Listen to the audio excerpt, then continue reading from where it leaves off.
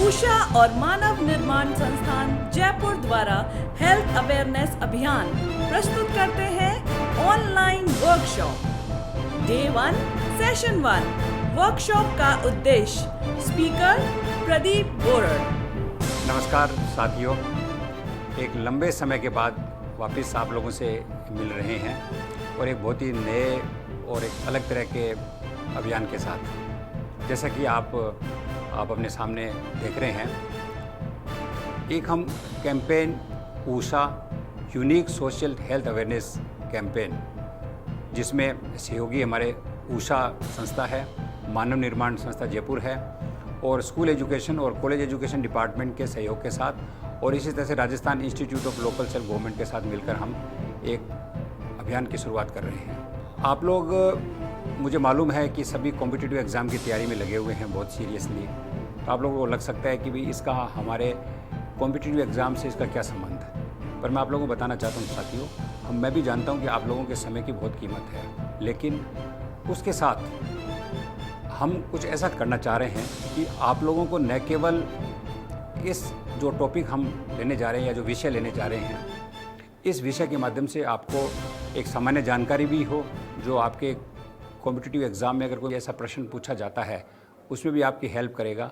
और इसके साथ साथ में एक आप लोगों को जानकारी ऐसी मिलेगी कि जो वर्तमान समय जो चल रहा है, अगर मैं यूँ कहूँ कि ये जो कोरोना का जो पीरियड है, जिस तरह से चल रहा है, कितना ज़बरदस्त पूरे संसार को इसने हिला के रख दिया है, ये वास्तव में क्या है, इसका क्या समाधान होना चाहिए, इसके बारे में क्या क्या हमें जानकारी होनी चाहिए, उसके बारे में हम आपको एक बहुत ही बेसिक और सही जानकारी देने के उद्देश्य से हम आज आप लोगों के सामने आए हैं। देखिए, मैं आप लोगों को बताना चाहूँगा कि हम एक कार्यशाला आपके लोगों के साथ आयोजित करना चाह रहे हैं।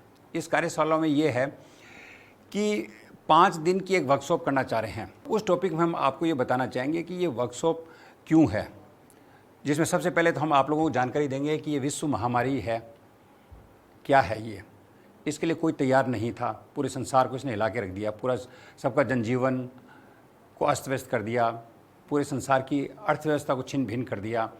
और ये जो न दिखने वाला छोटा सा कोरोना वायरस आज हमारे सामने, मानव जाति के सामने एक बहुत बड़ा संकट बन के सामने आ गया। चार्ल्स डार्विन की एक उक्ति, जैसे मैंने ये लिखी है यहाँ पे, सर्वाइवल ऑफ द फिटेस्ट। जो व्यक्ति स्वस्थ है या जो फिट है इस माहौल में, वो जिंदा रह रहा है। कितना डर हमारे सब लोगों के मन में इस महामारी ने फैला दिया है। हमारी योजना क्या है, जैसा कि मैंने आपको बताया कि हम एक 5 दिन की वर्कशॉप करना चाह रहे हैं, 5 दिन की कार्यशाला करना चाह रहे हैं, जिसमें 20 अलग अलग जो हेल्थ रिलेटेड इश्यूज़ पे हम आप लोगों से बात करेंगे।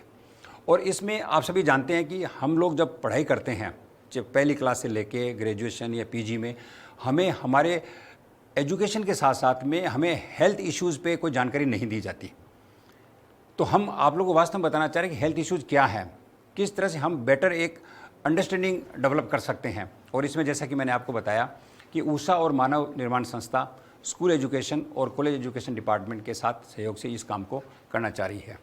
मैं आपको संक्षेप में, और बहुत आप लोग अच्छी तरह से परिचित हो गए हैं जो उषा संस्थान का जो हमारा यूट्यूब चैनल से उनसे जुड़े हुए उन लोगों के लिए, लेकिन फिर भी एक जानकारी के लिए बता दूं कि ये एक एनजीओ है जो कोऑपरेटिव डिपार्टमेंट के तहत 15 नवंबर 2019 को रजिस्टर्ड हुआ है। स्कूल एजुकेशन और कॉलेज एजुकेशन के साथ इसका एमओयू साइन हुआ है। हमने कोविड की जो पहली जो लहर थी उसमें गंगानगर जिले के पदमपुर ब्लॉक और बुहाना जो झुंझुनू डिस्ट्रिक्ट का ब्लॉक है, उस ब्लॉक में हमने मेरा स्कूल एक नवाचार स्टार्ट किया था कि किस तरह से बच्चों में एजुकेशन को कंटिन्यू रखा जा सके। और कॉलेज एजुकेशन में हमने परीक्षा मंथन एक वेबिनार आयोजित किया था, जिसमें जो कॉम्पिटिटिव एग्जाम के प्रश्न पत्र हैं उनको हमने सॉल्व करवाया था, ताकि बच्चे और टीचर्स अपडेटेड रहें। और एक हमने बहुत बड़ा कैंपेन हाथ में ले रखा है, होम्योपैथी का सार्वजनिकरण। इसका मतलब ये है कि जो हमारे हेल्थ वर्कर्स हैं, जो गांव में हेल्थ वर्कर्स काम करते हैं, खासतौर से ट्रिपल ए जिनको बोलते हैं, आंगनवाड़ी वर्कर, एएनएम और आशा, उनको हम होम्योपैथी की बेसिक ट्रेनिंग देते हैं, वो काम है। और एक ये जो अभी जो आज आप लोगों के साथ मिलकर हम एक 5 दिन की वर्कशॉप स्टार्ट कर रहे हैं, उसका नाम भी हमने उषा दिया है, unique social health awareness programme. Manav Nirman Sansthan ये हमारी सहयोगी संस्था है, ये भी कोऑपरेटिव डिपार्टमेंट के तहत नॉन प्रॉफिटेबल संस्था है। ओम आश्रम के नाम से जो डेस्टिट्यूट्स हैं, जिनका कोई नहीं होता, उनके देख रेख के लिए, वो बीमार हैं तो उनकी बीमारी को देख रेख के लिए जयपुर और हिंडौन में इनके लिए एक तरह से निराश्रित घर चल रहे हैं। कॉलेज एजुकेशन के साथ जैसे मैंने बताया कि उषा ने जो परीक्षा मंथन कार्यक्रम स्टार्ट किया था उसमें मानव निर्माण भी हमारे साथ था, और ये जो उषा के नाम से जो नया अवेयरनेस कैंपेन हमने स्टार्ट किया है उसमें भी मानव निर्माण का हमें सहयोग मिल रहा है। स्वायत्त शासन संस्था जो है ये भी एक एनजीओ है, लेकिन ये एक तरह से मैं यूँ कह सकता हूँ अर्ध सरकारी एनजीओ है। इसका मेन जो काम है वो है कि जो नगर पालिकाएँ हैं, नगर परिषद, नगर पालिका, नगर निगम, इनके कर्मचारियों को ट्रेनिंग देना, जो सैनिटरी इंस्पेक्टर्स हैं, फायर ऑफिसर्स हैं, उनकी ट्रेनिंग का प्रोग्राम है, और मेयर्स, डिप्टी मेयर्स, उन लोगों को ट्रेनिंग का प्रोग्राम है। और इस बात का अध्ययन करना है कि किस तरह से जो स्वायत्त शासन है उसके लिए कुछ रिकमेंडेशन देने का काम भी ये संस्था करती है। इसका एक कॉलेज भी चलता है जी, ये BA, BCom, BSc के कोर्सेज भी ये करवाता है। और ये जो कैंपेन है, ये जो उषा के नाम से जो कैंपेन चल रहा है, इसमें भी ये संस्था हमारे साथ जुड़ी हुई है। अब आप देखिए कि आज जैसे मैंने बताया कि हम 20 लेक्चर आप लोगों के साथ करना चाह रहे हैं, उनके कुछ मैं इश्यूज आपको बताना चाह रहा हूँ। सबसे पहला प्रश्न तो ये है कि क्या ये जो कोरोना वायरस है हमारा वास्तव में शत्रु है, जो पूरे संसार आज इसको मान रहा है और इसको एक तरह से ख़त्म करने में पूरी दुनिया लगी हुई है, ये क्या है, इसके बारे में हम जानकारी आपको देंगे। कोरोना वायरस हमारे शरीर में क्यों घुसता है और शरीर में उसको ऐसा कौन सा वातावरण मिलता है जिसको ये शरीर में जाके और फिर शरीर में पनपता है या ये फिर नुकसान करता है, ऐसा हमारे शरीर में क्या होता है, उसकी जानकारी हम आपको देंगे बहुत ही सरल भाषा में। फिर जैसे मान लीजिए कोरोना से कोई व्यक्ति संक्रमित हो गया, उसको बुखार आता है, क्या बुखार के बाद आपने देखा होगा हॉस्पिटल में एडमिट हो जाता है, तो एक आजकल बड़ा एक नाम चल रहा है साइटोकिनिन स्टॉर्म, ये क्या है। और इसी तरह से कैसे खून का थक्का जम जाता है, अगर आपने देखा होगा, नाम सुना होगा, तो एक डी डाइमर टेस्ट होता है, एक IL-6 का टेस्ट होता है। तो क्या ये जो टेस्ट है ये वास्तव में हमारे शरीर के ऐसे लक्षण हैं जो इस बात को इंडिकेट करते हैं कि भाई ये व्यक्ति जो संक्रमित हुआ है वो बहुत बीमार है, या ये हमारे शरीर के डिफेंस मैकेनिज्म का काम है, इसकी जानकारी हम आपको देंगे। फिर ये वायरस है ये क्यों म्यूटेट हो जाता है, क्यों अपना रूप बदल लेता है, और फिर होम्योपैथी जो है, होम्योपैथी इलाज का एक तरीका है, क्या इस बीमारी में कारगर है, कितना कारगर है, इसकी हम आपको जानकारी देना चाहेंगे। और एक रोग प्रतिरोध क्षमता क्या है।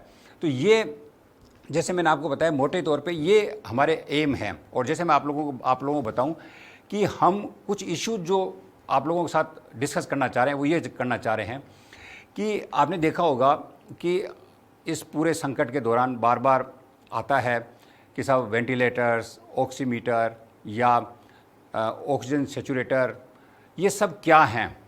अलग अलग टेस्ट के बारे में हम बात करते हैं, जिसमें बहुत सारे टेस्ट होते हैं जो कोरोना के पॉजिटिव हैं, नेगेटिव है, इसके टेस्ट हैं, कुछ CT स्कैन्स होते हैं, डी डाइमर टेस्ट है, IL-6 टेस्ट है, ऐसे बहुत सारे टेस्ट हैं। हम आपको बताएंगे ये वास्तव में टेस्ट क्या है, ये क्या इंडिकेट करते हैं, जो HRCT स्कोर क्या है, वैल्यू क्या है, ये क्या इंडिकेट करती हैं। हालांकि आप लोगों को अभी देखने सुनने से लग रहा होगा कि ये ऐसी टर्मिनोलॉजी है जो बहुत टिपिकल और बहुत कॉम्प्लिकेटेड सी लगती है, जबकि वास्तव में ऐसा है नहीं। हम जिस तरह से आपको बताएंगे तो आप लोगों को बहुत आसान लगेगा। मैं भी आपको बताऊं कि कोई इस प्रोफेशन से नहीं हूं कि जिसको अगर मैं यूं कहूं कि साइंस बैकग्राउंड से नहीं हूं रादर मैं तो, लेकिन इन सब चीज़ों को समझा है। तो हम ये चाह रहे हैं कि किस तरह से आपको भी वो जानकारी दें ताकि आप लोग भी इसको बहुत बेहतर तरीके से समझ सको। जब हम कहते हैं ना कि अगर हम हमारे दुश्मन के बारे में अच्छी तरह से जान लेंगे तो हम उसके प्रति अपनी रणनीति भी बेहतर तरीके से बना सकते हैं। तो वो हम आपको जानकारी देना चाहेंगे। हम बीमार क्यों पड़ते हैं, बीमार पड़ने का क्या कारण है, अगर हमें यही पता लग जाए तो अगर हम उन कारणों को दूर कर लें तो बीमारी नहीं पड़ेंगे, वो हम आपको जानकारी देंगे। होम्योपैथी क्या है, वो किस तरह से काम करती है। लोग नाम जरूर सुना हुआ है लेकिन इसके बारे में पता नहीं है। लोगों को लगता है कि इलाज का केवल एक ही तरीका है एलोपैथी, इसके अलावा कुछ नहीं है, जबकि होम्योपैथी है, आयुर्वेद है, नेचुरोपैथी है, यूनानी है, बहुत सारी चिकित्सा पद्धतियाँ हैं जो बहुत सस्ती भी है और बहुत इफेक्टिव भी है। तो वो हम आपको उसके बारे में जानकारी देना चाहेंगे। और हम ये बताना चाहेंगे कि भी कोरोना में क्या क्या सावधानियाँ रखनी चाहिए, किस तरह से खान पान होना चाहिए। और ये जो लॉकडाउन का पीरियड जो बीच में चला था, अब तो चूँकि रिलैक्स होने का काम स्टार्ट हो गया है, तो इसमें जो मेंटल हेल्थ है हमारी, उसको हम कैसे बचा के रख सकते हैं, फिजिकल स्ट्रेंथ कैसे हो सकती है, रोग प्रतिरोध क्षमता है वो वास्तव में क्या है। कोई ज़रूरी नहीं है कि हष्ट-पुष्ट है या कोई पहलवान है वही उसकी रोग प्रतिरोध क्षमता ज़्यादा बेटर है, दूसरे की नहीं है, ऐसा नहीं है। तो वास्तव में क्या है और अचानक ये कमज़ोर क्यों पड़ जाती है। तो ये सब बहुत सारे इश्यूज़ हैं जो मैं अभी आपको बता रहा था कि 20 ऐसे लेक्चर हमने छांटे हैं। फिर बात हो रही है कि सब तीसरी लहर आएगी, तीसरी लहर क्या हो सकती है, कोरोना किस तरह से म्यूटेट हो सकता है, और ये बात भी आ रही है कि साहब ये बच्चों में बहुत बुरी तरह से फैलेगा, तो वो भी एक बहुत हमारे लिए बहुत चिंताजनक बात है, तो उसके लिए क्या करना चाहिए। और फिर एक बहुत बड़ी बात यह कि कोविड अगर किसी को हो जाता है और वो एलोपैथी इलाज लेने के बाद ठीक होकर घर आता है, तो उसके बाद पोस्ट कोविड ठीक होने के बाद के बहुत सारे ऐसे सिम्टम्स हो जाते हैं जो बहुत तकलीफ देते हैं। तो इन सब ऐसे विषय, हालांकि अभी जो मैं जब आपको बता रहा हूँ तो आपको लग रहा है कि ये सारे एक तरह से एक डॉक्टर के काम की चीज़ें हैं, लेकिन नहीं, हम बहुत अच्छे एक्सपर्ट के साथ आपके साथ आएंगे। तो मेरा ये मानना है कि निश्चित रूप से जो आपके एग्ज़ाम में अगर जैसे जीके के जो प्रश्न आएंगे उनमें निश्चित रूप से कोई ना कोई कोरोना से रिलेटेड प्रश्न होंगे और आप उनके बहुत अच्छी तरह से उत्तर दे पाओगे। और मैं इस बात की शुभकामनाएं भी आप लोगों को देता हूं कि आप लोग इंटरव्यू वाले जो कॉम्पिटिटिव एग्ज़ाम है वो भी दें, जैसे मान लीजिए RS है, IAS है, या ऐसे एग्ज़ाम, पुलिस सब इंस्पेक्टर के एग्ज़ाम है, तो उसमें इंटरव्यू में भी ये बातें पूछी जा सकती है, क्योंकि मुझे इस बात का भी अनुभव है। तो आप लोग बेहतर तरीके से किसी विषय पर अपनी मास्टरी कर सकते हैं। तो इन सब विषयों पे हम आप लोगों के साथ बात करना चाहेंगे और आप लोगों को बताना चाहेंगे कि किस तरह से हम, क्योंकि मेरा ये मानना है कि हमारे केवल एक टीचर या एक स्टूडेंट के नाते हमारी ड्यूटी केवल पढ़ना पढ़ाना नहीं है। हमारी ड्यूटी एक नागरिक के नाते है कि हम स्वस्थ रहें, और स्वस्थ भी न केवल शारीरिक रूप से बल्कि मानसिक रूप से भी स्वस्थ रहें। और उसके अलावा हमारी ये ड्यूटी भी बनती है कि किस तरह से हम हमारे परिवार को और हमारे समाज को हम इस महामारी से बचा सकते हैं। तो हमारा एम ये है। ऊषा और मानव निर्माण ये जो दो संस्थाएं हैं और जो राजस्थान लोकल सेल्फ गवर्नमेंट संस्था है, ये मिलके सरकार के साथ इस बात का एक प्रयास कर रही है कि किस तरह से हम हमारी जो यूथ जनरेशन है हम उसको एक सही जानकारी दें और उसको एक सही दिशा में बताएं कि वास्तव में ये क्या है और किस तरह से हम न केवल खुद स्वस्थ रह सकते हैं बल्कि हमारे परिवार और हमारे समाज को स्वस्थ रख सकते हैं। तो मैं उम्मीद करूँगा कि आगे आने वाले 5 दिनों में हम ये जो 10 घंटों के जो 20 लेक्चर हैं उनको ध्यान से सुनेंगे, और आप लोगों की अगर कोई क्वेरीज़ होंगी तो हम निश्चित रूप से उनको भी दूर करेंगे। और हम कोशिश करेंगे कि इन चैनल के माध्यम से जो इसका PDF है वो भी आप लोगों को दे, और हम इस बात की भी कोशिश करेंगे कि आप लोगों तक हम हार्ड कॉपी भी पहुंचाने की कोशिश करेंगे। और इन लेक्चर्स के बाद आप लोग अगर 5 दिन की ये ट्रेनिंग कंप्लीट कर लेते हैं तो हम एक सर्टिफिकेशन भी आप लोगों को जारी करेंगे, ताकि पता लगेगा कि आपने ये एक 5 दिन की हेल्थ वर्कशॉप अटेंड की है। तो मैं एक बार फिर आप सभी लोगों के अच्छे हेल्थ की शुभकामनाएं व्यक्त करता हूं, और इस उम्मीद के साथ कि भी आप अपने कॉम्पिटिटिव एग्ज़ाम की अच्छी तैयारी करेंगे, और एक जो रोचक अभियान शुरू किया गया है उससे भी आप हम सभी से जुड़ेंगे। धन्यवाद, थैंक यू, और अपन मिलते रहेंगे। धन्यवाद, बहुत बहुत धन्यवाद। सेशन 2, कोरोना क्या है, स्पीकर प्रदीप बोरर। आज का जो हमारा टॉपिक है वो ये है कि कोरोना वायरस क्या है। चलो आइए अपन इस पर बात करते हैं। जैसा कि आप देख रहे हैं कि जो वायरस है वो संसार में करीब 3 लाख तरह के वायरस हैं, और इन वायरस के अलग अलग समूह बने हुए हैं। तो उनमें से एक समूह कोरोना वायरस समूह भी है। और कोरोना वायरस जो समूह है वो मुख्य तौर से पशुओं में होने वाली बीमारी, इसलिए इसको जूनोटिक या पशुजन्य वायरस भी कहते हैं। और ये एक बहुत छोटी सी रचना है जो आंख से देखी नहीं जा सकती। ये आप देख रहे हैं कि इसको कोरोना क्यों कहते हैं। कोरोना एक्चुअली क्या है कि एक ताज, जैसे सर पे ताज लगाते हैं राजा महाराजा, उस तरह से ताज के नाम से इसका नाम कोरोना है। ये आप देख रहे हैं यहाँ पे, ये जो इस तरह की जो आकृति हैं, ये आकृति हैं, ये इसके बाहरी है ताज जैसे, इसलिए इसका नाम कोरोना वायरस रखा है। और इसके अंदर एक RNA है, जो ये जालीनुमा आकृति आप देख रहे हैं, ये प्रोटीन की बनी हुई है। और ये जो इसका ताज है वो भी प्रोटीन का बना हुआ है। इसको अंदर से भी देखो दिखाने की कोशिश की गई है कि इसका स्पाइक है, जो इसके बाहरी ताज जिसको बोलते हैं, वो प्रोटीन के बने हुए हैं। और इसी तरह से जो RNA है वो इस तरह से एक जालीनुमी आकृति है। मैं एक विशेष बात आपको बताना चाहूँगा कि कोरोना वायरस एक छोटा सा जीव है, और ये ऐसा जीव यूँ कह सकते हैं कि इसको पनपने के लिए एक होस्ट सेल चाहिए। बाकी जो जीव हैं, जैसे मान लीजिए बैक्टीरिया है या दूसरे जो जीव हैं, वो अपने आप पनप सकते हैं, अपने आप उनकी लाइफ ख़त्म हो सकती है। लेकिन जो वायरस है उसको एक होस्ट सेल चाहिए, एक तरह से परजीवी है ये। और इसको जब तक कोई जीवित सेल नहीं मिलता, चाहे वो मान लीजिए किसी जानवर का हो और चाहे वो किसी आदमी का हो, तो जैसे ये होस्ट सेल में जाता है और जाने के बाद ही फिर ये कोई ना कोई आगे अपना काम स्टार्ट करता है। ये देखिए एक बहुत महत्वपूर्ण स्लाइड आपके सामने है। जो कोरोना वायरस जो है ये मान लीजिए हम किसी ऐसे व्यक्ति के संपर्क में आते हैं जिसको कोरोना वायरस है, उसका वो संक्रमण फैलाता है खांसी से, मान लीजिए छींकने से, हवा में ड्रॉपलेट्स तैरती हैं, वो एक स्वस्थ व्यक्ति के शरीर में आती है और वो इन्फेक्टेड होता है। देखिए, मैं आपको एक छोटा सा कंसेप्ट बताने की कोशिश कर रहा हूँ, आप थोड़ा इसको ध्यान से समझने की कोशिश करें कि वायरस हो या हाथी हो, मैंने आपको जीव की जो श्रेणी है छोटे से छोटी और बड़े से बड़ी बताने की कोशिश की है कि वायरस से लेके हाथी तक जितने भी जीव हैं उनको पनपने के लिए और खाने के लिए कुछ ना कुछ चाहिए, चाहे वो वायरस हो चाहे हाथी हो। तो इसी तरह से वायरस भी जो है, उस वायरस को भी भोजन चाहिए, वो भी अपना एक तरह से परिवार बढ़ाना चाहता है, ग्रोथ चाहता है। और हमारे जो मतलब ह्यूमन सेल में या अगर किसी व्यक्ति में, इसके लिए जो माध्यम है वो है कि वो सेल में कैसे घुसे। जो किसी व्यक्ति का सेल है, देखिए मैं आगे एक सेल आपको दिखाता हूँ, ये सेल है, ये सेल बना हुआ है। इस सेल के चारों तरफ एक मेम्ब्रेन्स होती है जिसको दीवार बोलते हैं।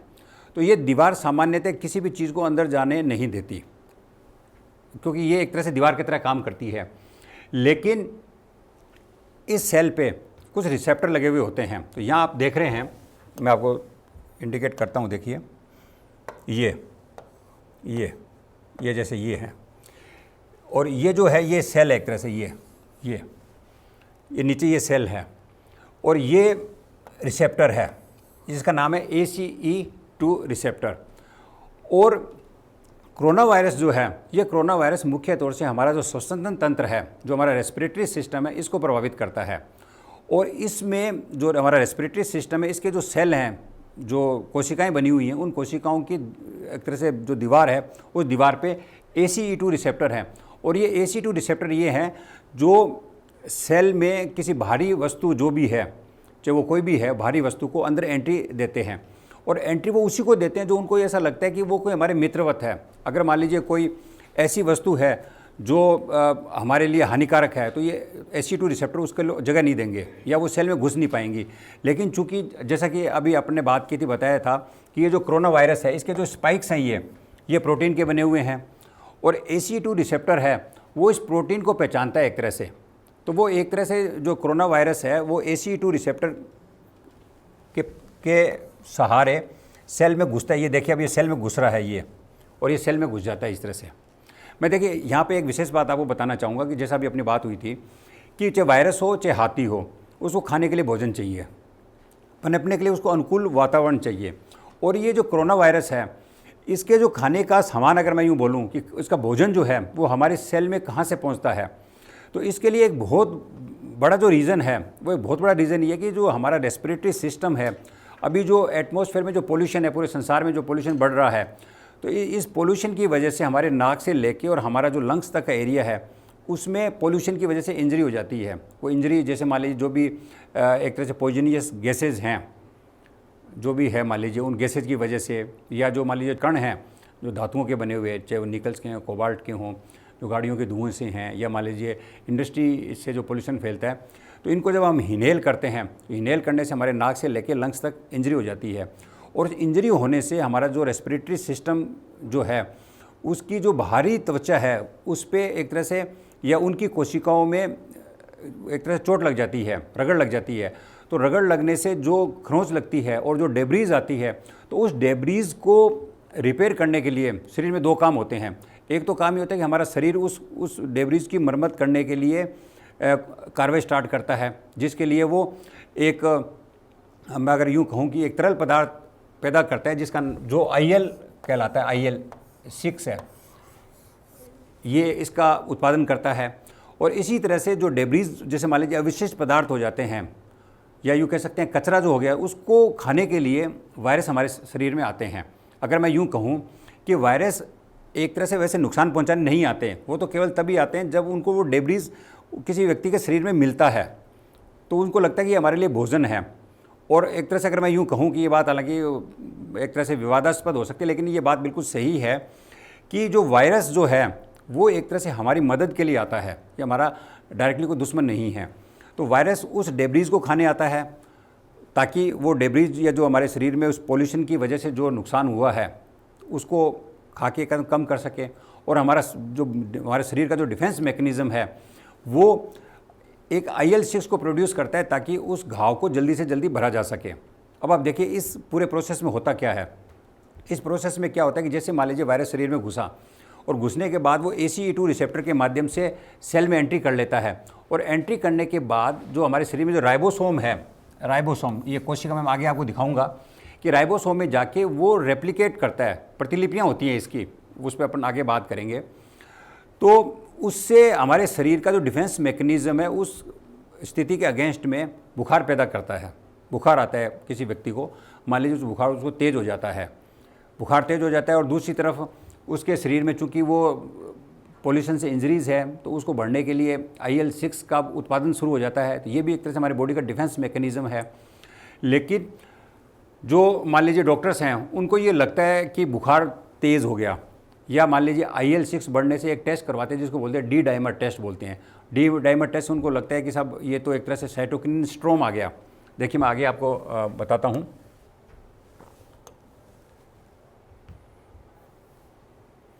ये आप देखिए, अपन बात करेंगे इस पर। ये सेल है, इस सेल में ये राइबोसोम है, राइबोसोम। ये राइबोसोम की बड़ी पिक्चर है, बिल्कुल फोटोकॉपी मशीन की तरह यहाँ फोटोकॉपी मशीन बताई गई है। तो जो सेल है उस सेल का जो RNA है वो यहाँ आके और जैसे इसके बीच में आ जाता है, और यहाँ से फिर इसकी कॉपियाँ बननी शुरू हो जाती है। वो एक तरह से वायरस बहुत ज़्यादा बन जाते हैं। तो जैसी वायरस मान लीजिए संख्या में ज़्यादा हो गए तो शरीर में बुखार पैदा हो गया, और जैसे चूँकि पोल्यूशन की इंजरी ज़्यादा है तो हमारा शरीर उस इंजरी को बढ़ने के लिए एक IL-6 का उत्पादन स्टार्ट करता है। IL-6 आप देख रहे हैं यहाँ पे, IL-6। तो ये स्थितियाँ ऐसे लगती है जैसे स्ट्रॉम आ गया हो, तूफान, एक तरह से तूफान आने से पूरा जो फेफड़ा वो इनसे भर जाता है। और जो चिकित्सा पद्धति है, एलोपैथी चिकित्सा पद्धति की मैं बात करूँगा, तो वो देखते हैं कि बुखार को कम करें, इस जो एक तरह से जो हमारा बॉडी का डिफेंस मैकेनिज्म है वो कोशिश करता है कि किस तरह से थक्के जमा के और इस घाव को भरा जा सके। तो वो खून पतला करने की कार्रवाई स्टार्ट करते हैं। तो एक तरह से हमारे शरीर में इलाज के दौरान जो हमारा बॉडी का जो डिफेंस मैकेनिज्म है, जो कि नेचुरल डिफेंस मैकेनिज्म, उसके अगेंस्ट में काम स्टार्ट हो जाता है। तो एक तरह से शरीर में एक तरह से कन्फ्यूजन सा पैदा हो जाता है कि बुखार को वो बढ़ाए, कम करे, या मान लीजिए ये जो डी डाइमर की स्थिति है या IL-6 की स्थिति है इसके प्रति क्या करें। तो इसकी वजह से फिर कोरोना अल्टीमेटली एक तरह से कन्फ्यूजन की वजह से व्यक्ति कॉम्प्लिकेशन में मतलब एक तरह से चला जाता है। और आपने देखा होगा कि कोरोना की वजह से कितनी कैजुअलिटीज़ हुई है, सारी स्थितियाँ कैसी हुई है, और उसका चूँकि एक छोटा सा वायरस किस वजह से हमारे शरीर में आया, क्या कर रहा है, किस तरह से क्या क्या काम करेगा, तो उसको बिना समझे हुए अपने तरीके से इलाज के कारण आपने देखा होगा कि इस कोरोना वायरस ने कितनी एक तरह से तबाही मचाई है। ये मैं समझता हूँ कि शायद सभी लोगों को मालूम होगा कि कोरोना से जैसे व्यक्ति इन्फेक्टेड होता है तो बुखार आता है, खांसी आती है, सांस लेने में दिक्कत हो जाती है, कमज़ोरी हो जाती है, और फिर कॉम्प्लिकेशन धीरे धीरे उस व्यक्ति के बढ़ते चले जाते हैं। हमारा शरीर क्या करने की कोशिश करता है, हमारा शरीर में जो हमारा डिफेंस मैकेनिज़्म है, वो डिफेंस मैकेनिज़्म अगर मान लीजिए वायरस अनियंत्रित रूप से बहुत ज़्यादा बढ़ जाते हैं तो उनको कम करने के लिए, या वो ज़्यादा हमारे शरीर में, अगर मैं यूँ कहूँ कि ज़्यादा संख्या ना बढ़े, तो उनके जो स्पाइक्स हैं उनके स्पाइक्स पे एंटीबॉडीज़ बनती है ताकि ये जो वायरस है उसकी एंट्री सेल तक ना हो सके। एंटीबॉडीज़ बनने के काम होती है, और ये जो हमारा डिफेंस मैकेनिज़्म है इसके खिलाफ लड़ता है एक तरह से। और इसी तरह से बुखार जो होता है, बुखार भी जो है वो इंडिकेटर है कि किस तरह से हमारा शरीर उस रोग के खिलाफ लड़ रहा है। शरीर में अंदर एक तरह से गर्मी पैदा होती है, और उस गर्मी की वजह से जो वायरस की जो संख्या है वो बहुत तेज़ी से नहीं बढ़ पाती। और इसी तरह से हमारा जो बॉडी का डिफेंस मैकेनिज़्म है बाकी दूसरे प्रोसेस से भी इस बीमारी से लड़ने की कोशिश करता है। देखिए मैं एक आपको बात विशेष बताना चाहता हूँ कि जो ये ACE2 रिसेप्टर है, ये ACE2 रिसेप्टर हमारे शरीर के मुख्य तौर से जो हमारा जो श्वसन तंत्र है, रेस्पिरेटरी सिस्टम है, नाक से लेके लंग्स का एरिया, वहाँ पे रहता है। क्योंकि जो ACE2 रिसेप्टर है ये ब्लड प्रेशर को कंट्रोल करता है, क्योंकि हमारा हार्ट, लंग्स का एरिया ऐसा है जहाँ पे खून का आवागमन सबसे ज़्यादा रहता है। और जो हमारा जो शरीर है उसमें जो फियर है, डर है, उस डर की वजह से जो ACE2 का जो रिसेप्टर है वो बहुत ज़्यादा एक्टिवेट हो जाता है, संवेदनशील हो जाता है। अगर आपने देखा होगा, अगर मान लीजिए कोई व्यक्ति डरता है मान लीजिए कोई व्यक्ति के पास से कोई कुत्ता गुजरा या अचानक ही कोई डर की स्थिति आई तो शरीर के रोंगटे खड़े हो जाते हैं। तो इसी तरह से डर की वजह से हमारा जो रेस्पिरेटरी सिस्टम पे जो सेल हैं और उनके सेल के ऊपर जो ACE2 रिसेप्टर लगे हुए हैं तस्त्री नुमा की स्थिति में, तो वो एक तरह से यूँ कह सकते हैं रोंगटे खड़े हो जाते हैं उनके, या अगर यूँ अपन बात करें कि वो एक्टिवेट हो जाते हैं। और उधर से व्यक्ति मान लीजिए उस कोरोना वायरस से इफेक्टेड होता है या उसके संपर्क में आता है, तो वो चूँकि ACE2 रिसेप्टर बिल्कुल एक्टिवेटेड है तो वो सेल के अंदर चला जाता है। और पोल्यूशन की इंजरी, चूँकि आज ग्लोबल वार्मिंग या पूरे संसार में पोल्यूशन की स्थिति ऐसी है, तो जिसकी वजह से हर किसी व्यक्ति के शरीर में पोल्यूशन की इंजरीज रहती है। तो जिसकी वजह से क्या हो गया कि उस कोरोना वायरस को सामान्यतः व्यक्तियों के शरीर में उस अपना भोजन मिलता है उनको, और उसकी वजह से फिर वो पनपना स्टार्ट कर देता है। और फिर मान लीजिए वो एक गलत तरीके से इलाज की स्थिति के कारण मान लीजिए उसकी संख्या फिर बढ़ती जाती है। और इसी तरह से जो हमारे बॉडी के जो दूसरे डिफेंस मैकेनिज़्म है, जिसमें मान लीजिए कि जो साइटोकिनिन है उसकी स्थिति है या दूसरे जो पैरामीटर्स हैं, उसकी वजह से सारी की सारी स्थिति ऐसी होती है कि वो ये बीमारी बढ़ती चली जाती है। क्योंकि आप सभी इस बात से बहुत अच्छी तरह से परिचित होंगे कि कोविड के इलाज के दौरान स्टेरॉइड्स का बड़ा ज़बरदस्त यूज होता है। और स्टेरॉइड का मेन जो काम है वो यही है कि हमारे शरीर का जो हमारा डिफेंस मैकेनिज़्म है उसको सप्रेस करते हैं कि वो जो हमारा इम्यून सिस्टम वो काम ना करे। अब आप देखिए कितनी ज़बरदस्त कंसेप्ट पे दूसरी पैथी काम करती है। तो उससे क्या हुआ, जब हमारे शरीर की रोग प्रतिरोधक क्षमता दब जाती है तो दबने की वजह से कितने कॉम्प्लिकेशन हो जाती है। जबकि हमारा शरीर अगर खुद बीमारी के खिलाफ लड़ रहा है और हम उसी की मदद करें हमारी जीवनी शक्ति की या हमारा जो डिफेंस मैकेनिज़्म है, तो हम बीमारी से आराम से पार पा सकते हैं। लेकिन इसमें बिल्कुल उल्टा किया जाता है और इस डिफेंस मैकेनिज़्म को दबाने की कोशिश की जाती है, तो जिसकी वजह से सारे ये कॉम्प्लिकेशन होता है। तो मैं एक तरह से ये कह सकता हूँ कि अगर मान लीजिए कोई व्यक्ति डरता नहीं है, न डरने का मतलब ये नहीं है कि भी वो बिल्कुल कुछ किसी बात का ध्यान ही नहीं रखे, इस बात का ये मतलब नहीं है। लेकिन अगर जो भय है, अगर वो भय नहीं हो तो रिसेप्टर्स ज़्यादा एक्टिवेट नहीं होंगे और वो व्यक्ति संक्रमण का उतना ही एक तरह से कम उसकी मतलब एक तरह से स्थिति रहेगी कि कम से कम वो प्रभावित होगा। जैसा आप देख रहे हैं कि जो ये वायरस है हमारे रेस्पिरेटरी सिस्टम को ज़्यादा इफेक्ट करता है, और रेस्पिरेटरी सिस्टम को जब एक बार इफेक्ट करता है और जब जैसे मान लीजिए अगर यहाँ वो बीमारी फैलती जाती है तो उसके बाद यहाँ से फिर जैसे मान लीजिए खून में जो थक्के जमते हैं वो फिर अलग अलग जगह पे जाके और अलग अलग तरह की स्थितियाँ मतलब एक तरह से पैदा करते हैं। तो देखिए मैं मोटे तौर पे ये बताना चाहूँगा कि कोरोना जो वायरस है ये एक तरह से बहुत सिंपल सा वायरस है जो अगर मैं यूँ कहूँ कि कोई बहुत बड़े नुकसान नहीं कर सकता, परंतु हम इसको एक तरह से इसका मैनेजमेंट है वो इस तरह से करते हैं कि जिसकी वजह से ये न केवल संख्या में बढ़ता है बल्कि हमारे शरीर का जो हमारा डिफेंस मैकेनिज़्म है वो भी हम एक तरह से सप्रेस कर लेते हैं। और उसके सप्रेस करने की वजह से भी हमारा शरीर एक तरह से मैं यूँ कह सकता हूँ कि बहुत सारी अलग अलग तरह की प्रतिक्रियाएं पैदा करना शुरू कर देता है। मान लीजिए उसका जो मैं अगर यूँ कहूँ कि एक तरफ तो हमने हमारे रोग प्रतिरोधक क्षमता को कम कर दिया और दूसरी तरफ जैसे मान लीजिए कोरोना की नंबर ऑफ इसकी संख्या बढ़ती जा रही है और दूसरी तरफ लंग्स में और तरह की स्थितियां पैदा हो जाती है, तो जिसकी वजह से व्यक्ति के जो मल्टीपल ऑर्गन्स जो हैं दूसरे जो उसके शरीर के अंग हैं वहाँ तक ये रोग एक तरह से फैल जाता है और फिर बाद में उस कॉम्प्लिकेशन की वजह से व्यक्ति प्रभावित होकर और या तो मान लीजिए दुर्भाग्यवश किसी की डेथ हो जाती है या वो मान लीजिए उसको ऑक्सीजन की ज़रूरत पड़ती है या वेंटिलेटर तक जाता है और काफ़ी दिनों तक एक तरह से इस स्थिति से वो लड़ता है। कोरोना वायरस कोई ऐसा बहुत बड़ा खतरा नहीं है, परंतु इसके बारे में समझ एक गलत तरीके से लेके और इसका जो मैनेजमेंट है वो इस तरह से किया जाता है कि जिसकी वजह से सारे के सारे कॉम्प्लिकेशन होते हैं। आप लोग मेरे साथ जुड़े रहे, इस बात के लिए धन्यवाद, बहुत बहुत धन्यवाद। जय हिंद। सेशन 3 कोरोना के लक्षण, स्पीकर डॉक्टर प्रमोद पाल। नमस्कार साथियों, मेरा आज का टॉपिक कोविड-19 डिजीज़ क्या है, कैसे यह एक व्यक्ति से दूसरे व्यक्ति में फैलती है, इसके क्या लक्षण हैं और अगर किसी को ये बीमारी हो जाए तो उन्हें क्या सावधानियां बरतनी चाहिए और सामान्य व्यक्ति को ये बीमारी ना हो उसके लिए क्या प्रिकॉशंस लेने चाहिए। कोविड-19 ये जो बीमारी है इसका पूरा नाम है कोरोना वायरस डिजीज़ 19 और ये जो कोरोना जो बीमारी है ये सबसे पहले चीन के वुहान प्रांत से शुरू हुई थी सन 2019 में, इसलिए इसका नाम रखा गया कोरोना वायरस डिजीज़ 19। तो ये जो कोविड-19 डिजीज़ है ये सार्स कोविड-2 वायरस या नोवल कोरोना वायरस द्वारा होता है। अब मैं अपने टॉपिक पर आना चाहूँगा कि कैसे ये जो कोविड-19 डिजीज़ है वह एक से दूसरे में फैलती है। जब व्यक्ति खांसता है, छींकता है या बोलता है तो वो ड्रॉपलेट्स एयर के माध्यम से दूसरे व्यक्ति के शरीर में प्रवेश करती हैं और इसका संक्रमण दूसरे व्यक्ति के अंदर हो जाता है।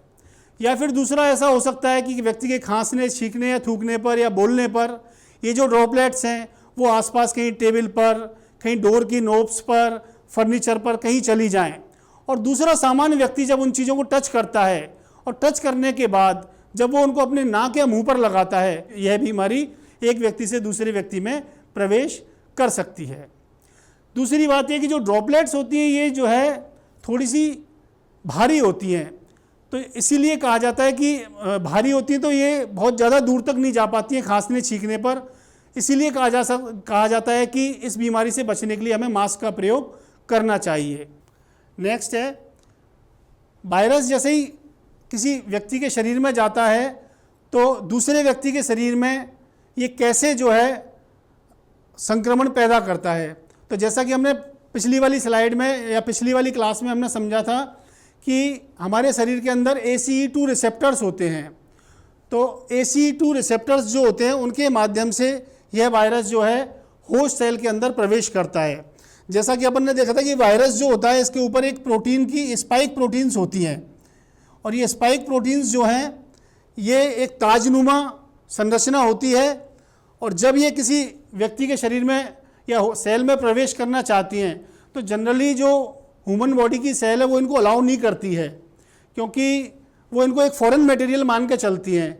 लेकिन बॉडी में जो सेल्स हैं उन स्पेशली जो रेस्पिरेटरी सिस्टम की जो सेल्स हैं उनमें एक ACE2 रिसेप्टर्स होते हैं और वो रिसेप्टर्स इस प्रकार से होते हैं जैसा कि आप देख रहे हैं। इन रिसेप्टर्स में ये जो इनका जो ताजनुमा संरचना है, जो स्पाइक प्रोटीन्स हैं, ये जाके चिपक जाती हैं और इसके माध्यम से ये जो है सामान्य व्यक्ति के शरीर में वायरस प्रवेश करता है। जब ये वायरस पहुंच जाता है तो वहाँ पर जाकर ये अपना दो प्रकार से अपना चक्र पूरा करता है। एक होता है लाइटिक साइकिल और एक होता है लाइसोजेनिक साइकिल। लाइटिक साइकिल में वायरस जो है रिप्रोडक्शन पर मतलब मल्टीप्लिकेशन पर जोर देता है और वहाँ जाकर ये अपनी काफ़ी संख्या बढ़ाता है। जबकि जो लाइसोजेनिक साइकिल है उसमें वायरस जो है होस्ट सेल के अंदर जाकर डोरमेंट रूप से रहता है और वहाँ मल्टीप्लिकेशन नहीं होता है इस वायरस का। तो जनरली हम देखते हैं कि कुछ लोगों में एसिम्प्टोमेटिक सिम्टम्स आते हैं, मतलब एसिम्प्टोमेटिक होते हैं कुछ लोग, उनमें जो है बहुत ज़्यादा लक्षण नहीं आते हैं या छोटे मोटे लक्षण आते हैं। तो उन लोगों में हम लोग मानते हैं कि लाइसोजेनिक साइकिल वो वायरस जो है अपना पूर्ण करता है। हमारे शरीर में जो वायरस है वो नाक या मुंह के द्वारा शरीर में एंट्री लेता है। इस चित्र में हमने आपको बताया है कि किस तरीके से वायरस अपने अपने प्रभाव डालता है। हमें बुखार हो सकता है, लॉस ऑफ स्मेल मतलब सूंघने की शक्ति कमज़ोर हो सकती है, लॉस ऑफ टेस्ट का मतलब स्वाद की शक्ति कम हो सकती है, नाक से पानी आना, गले में इरिटेशन, कफ मतलब खांसी और खांसी कई बार सूखी खांसी और कई बार बलगम के साथ खांसी होना, आगे की स्टेजेस में जाके सांस लेने में हल्की सी तकलीफ आने लग जाती है, शरीर में दर्द होता है, मसल्स में दर्द होता है और कई बार जब अगर ये हमारे डाइजेस्टिव सिस्टम पे एक्ट करता है तो हमें डायरिया या दस्त जैसे लक्षण हमें देखने को मिलते हैं। तो ये हमने शुरुआती लक्षणों की चर्चा करी। अब जैसे जैसे बीमारी आगे बढ़ती है और वायरस जैसे नाक और मुंह से जब शरीर के अन्य भागों में या रेस्पिरेटरी सिस्टम में थ्रोट की तरफ जाने लगता है तब हमें जो लक्षण आते हैं उन लक्षणों में हम कह सकते हैं कि जैसे छाती में दर्द होना, छाती में भारीपन होना, ऐसा लगता है कि जैसे छाती को किसी ने जकड़ लिया हो, सांस लेने में तकलीफ़ होती है पेशेंट को, निगलने में तकलीफ़ होती है, इसके साथ साथ घबराहट, भय और धड़कन का बढ़ जाना, ऐसे लक्षण हमें देखने को मिलती हैं। सांस लेने पर पेशेंट को खांसी होती है और एक तरीके से हम कह सकते हैं कि निमोनिया की शुरुआत होने लग जाती है।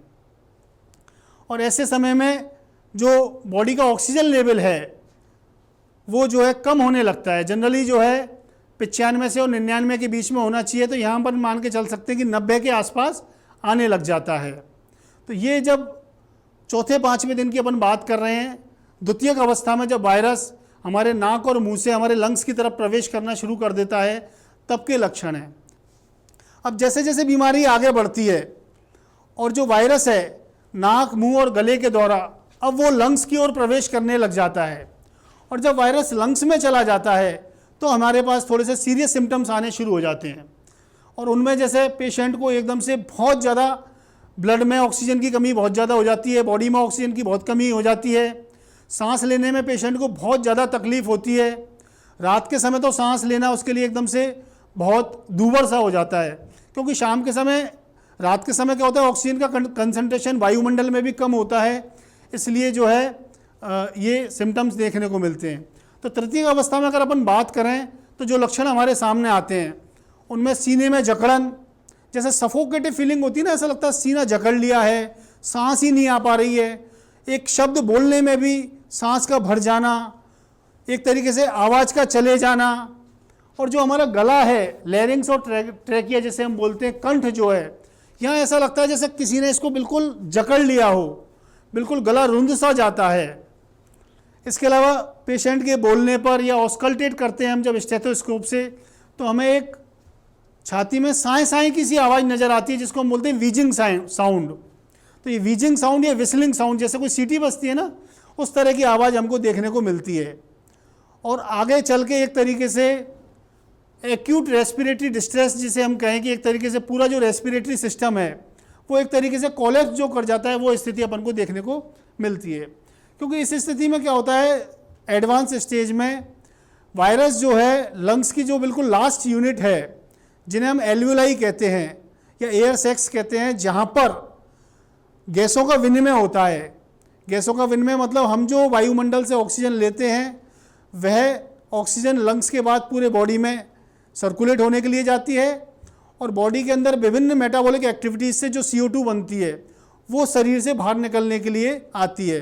तो उस जगह पर जाकर एक तरीके से जब ये वायरस अपना इफेक्ट दिखा देता है तो एक तरीके से कंप्लीट रेस्पिरेटरी डिस्ट्रेस, जिसे हम एक्यूट रेस्पिरेटरी डिस्ट्रेस कहते हैं, या हम ये कह सकते हैं कि पूरा रेस्पिरेटरी सिस्टम कोलैप्स हो गया हो, ऐसी स्थिति हो जाती है।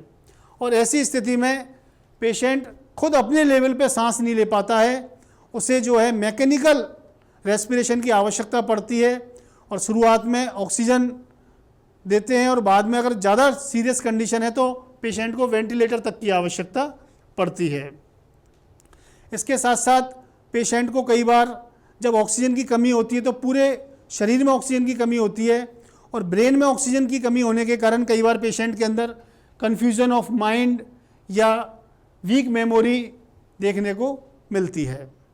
तो ये एक तरीके से यहाँ बहुत सीरियस कंडीशन होने लग जाती है पेशेंट की, और इससे भी ज़्यादा अगर सीरियस गंभीर अवस्था है तो फिर और गंभीर लक्षण हमारे सामने आते हैं, जिसमें कंप्लीट रेस्पिरेटरी अरेस्ट हो जाता है, मतलब पूरा रेस्पिरेटरी सिस्टम कंप्लीट फेल हो जाता है, और कह सकते हैं कि हम बॉडी के अंदर जो ब्लड के अंदर हैं, जो खून का थक्का बनना शुरू हो जाता है, उस खून के थक्के बनने के कारण कई बार वो जो ब्लड क्लॉट है वो कहीं हार्ट में अगर जैसा अटक जाता है तो कार्डियक अरेस्ट हम कह सकते हैं कि एक तरीके से अपन को पूरा कार्डियक सिस्टम जो हार्ट सिस्टम है पूरा फेल हो जाता है, या जैसे अपन कहते हैं ना हार्ट अटैक आ गया हो, वो वाली स्थिति, या वो जो अपन ने कहा खून का थक्का अगर वो ब्रेन में अटक जाता है तो ब्रेन स्ट्रोक, और आगे की स्थिति में पूरी किडनी फेलियर वगैरह इस तरह की स्थिति देखने को मिलती है, और कई बार पेशेंट की डेथ हो जाती है। तो ये अभी हमने चर्चा करी कि कोविड-19 के क्या लक्षण हैं। अब किन किन लोगों को इस कोविड-19 से ज़्यादा हाई रिस्क पेशेंट कौन कौन है, उनकी हम यहाँ चर्चा कर रहे हैं। तो इनमें हम जैसे देखते हैं कि जो बुजुर्ग व्यक्ति हैं जिनकी इम्यूनिटी काफ़ी वीक हो जाती है, वे लोग, या कुछ लोग जिनमें पहले से ही कोमॉर्बिडिटीज़ हैं, जैसे कुछ लोग डायबिटीज़ से ग्रसित हैं, या पहले से ही हार्ट की समस्या से ग्रसित हैं, या कोई रेस्पिरेटरी से संबंधित अस्थमा या अन्य कोई समस्याओं से ग्रसित हों, तो ऐसे लोगों में ये कोविड-19 बीमारी होने के चांसेस ज़्यादा रहते हैं। और होने के चांसेस तो सभी को ही हैं, लेकिन इनमें रिस्क के चांसेस ज़्यादा रहते हैं, मतलब बीमारी के सीवियर होने के चांसेस ज़्यादा रहते हैं।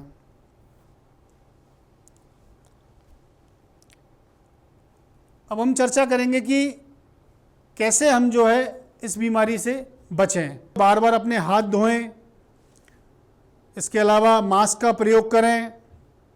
अगर हम घर में हैं, मास्क का प्रयोग जहाँ हम नहीं कर सकते हैं, तो अगर हम खांसें छींकें तो अपनी एल्बो का प्रयोग करें। सोशल गैदरिंग्स में जाने से बचें, जो कोई व्यक्ति बीमार है उसके क्लोज कांटेक्ट में जाने से बचें, और हमारे आसपास के वातावरण को हम लोग साफ सुथरा रखें। धन्यवाद।